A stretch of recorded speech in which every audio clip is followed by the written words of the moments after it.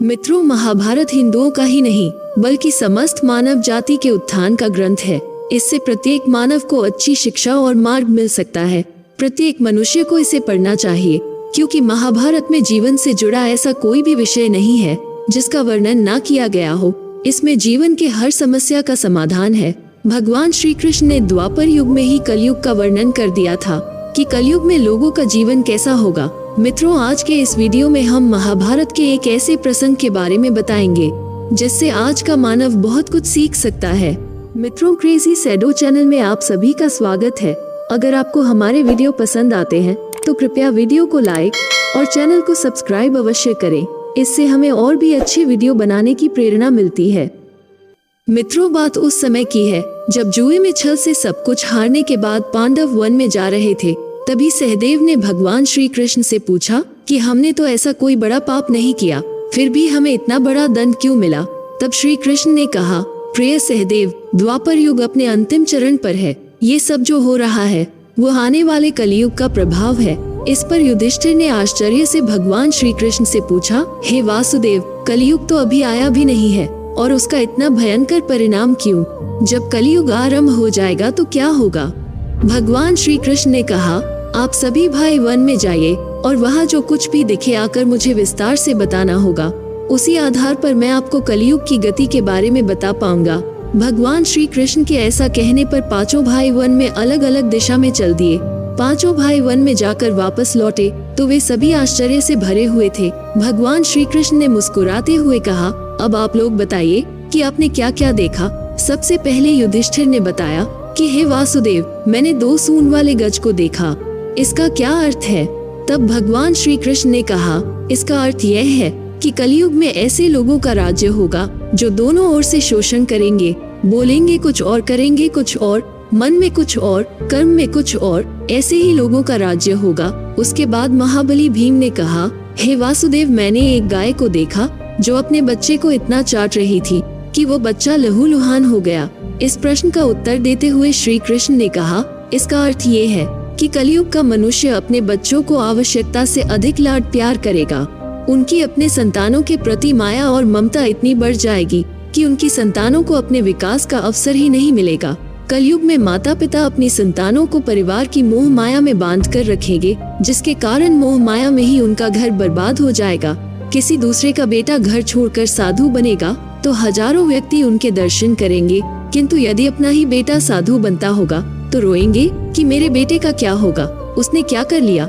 माता पिता की इतनी सारी ममता होगी कि उसे मोह माया और परिवार में ही बांध कर रखेंगे और उसका जीवन वही खत्म हो जाएगा।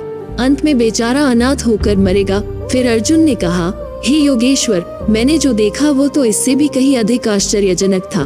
मैंने देखा कि एक पक्षी के पंखों पर वेद की ऋचाएं लिखी हुई थी और वो पक्षी एक मुर्दे का मांस खा रहा था। इसका क्या अर्थ है? इस पर भगवान श्री कृष्ण ने मुस्कुराते हुए कहा कि कलयुग में ऐसे लोग होंगे जो बड़े ज्ञानी और ध्यानी कहलाएंगे। वे ज्ञान की चर्चा तो करेंगे लेकिन उनके आचरण राक्षसी होंगे। वे बड़े पंडित एवं विद्वान कहलाएंगे, किंतु वे यही देखते रहेंगे कि कौन सा मनुष्य मर जाए और हमारे नाम से संपत्ति कर जाए। चाहे कितने भी बड़े लोग होंगे, किंतु उनकी दृष्टि दूसरे के धन और पद के ऊपर ही रहेगी। सत्पुरुष तो बहुत ही कम दिखेंगे। नकुल ने कहा, मैंने देखा कि एक बहुत बड़ी चट्टान पर्वत से गिरी, लेकिन उसे बड़े से बड़े वृक्ष भी नहीं रोक पाए, किंतु एक अत्यंत छोटे से पौधे का स्पर्श होते ही वो चट्टान वहीं पर स्थिर हो गई। इसका अर्थ बताते हुए भगवान श्री कृष्ण ने कहा, कलयुग में मनुष्य की बुद्धि क्षीण हो जाएगी और उसका जीवन पतन हो जाएगा और उस पतन को धन और बड़े बड़े सत्ता रूपी वृक्ष रोकने में असक्षम होंगे, किंतु हरि नाम के एक छोटे से पौधे से मनुष्य के जीवन का पतन होना रुक जाएगा। अतः कलयुग में हरि नाम ही मोक्ष और मुक्ति का एकमात्र मार्ग होगा। सबसे अंत में सहदेव ने कहा, हे मधुसूदन, मैंने देखा कि 5 से 7 बड़े कुओं के बीच एक गहरा कुआं बिल्कुल खाली है, जबकि बीच का कुआं गहरा था, फिर भी पानी नहीं था। ऐसा संभव कैसे हो सकता है? ऐसा कैसे हो सकता है और इसका क्या अर्थ है? कलयुग में लोग लड़की के विवाह में, मकान के उत्सव में, छोटे बड़े उत्सवों में तो लाखों रुपए खर्च कर देंगे, परंतु पड़ोस में ही यदि कोई भूखा प्यासा मर रहा होगा तो यह नहीं देखेंगे कि उसका पेट भरा है या नहीं। उनका अपना ही सगा भूख से मर जाएगा, उसे देखते रहेंगे। और दूसरी ओर मौज, मदिरा, मांस भक्षक सुंदरता और जश्न में पैसे उड़ाएंगे, किंतु किसी के दो आंसू पोंछने में उनकी रुचि नहीं होगी। कहने का तात्पर्य यह है कि कलयुग में अन्न के भंडार होंगे, लेकिन लोग भूख से मरेंगे। सामने बंगले में ऐशो आराम चल रहे होंगे, लेकिन पास की झोपड़ी में आदमी भूख से मर जाएगा। एक ही जगह पर असमानता अपने चरम पर होगी, लेकिन जो लोग ऐसी आदतों से दूर रहेंगे, उस पर कलयुग का नहीं बल्कि परमात्मा का प्रभाव होगा।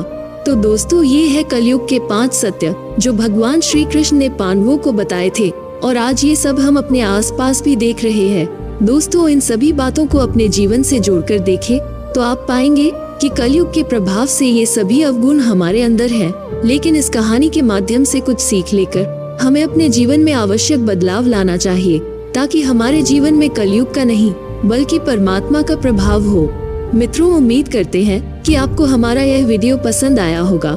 मित्रों, आपसे हाथ जोड़कर निवेदन है कि आप हमारे इस वीडियो को लाइक जरूर करें और चैनल को सब्सक्राइब करके हमारे छोटे से परिवार का हिस्सा जरूर बने। तो अब हम चाहते हैं आपसे विदा लेना। जय हिंद, जय भारत।